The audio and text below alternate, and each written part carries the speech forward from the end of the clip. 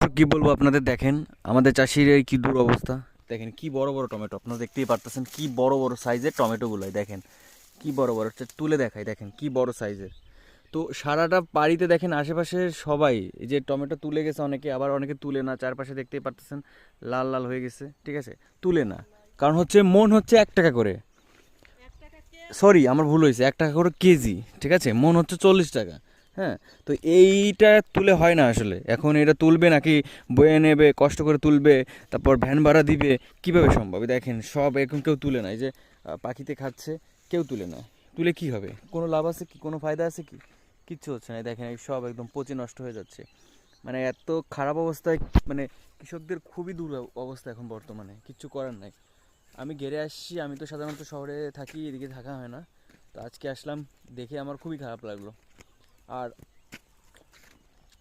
একাদশী, tomato খাচ্ছে এই জন্য মা এখানে আছে। টমেটো তুলতেছো নাকি? বাড়ির জন্য কিছু সালাদ হিসেবে বা চাটনি নাকি? চাটনি খাওয়ার জন্য নিচ্ছে।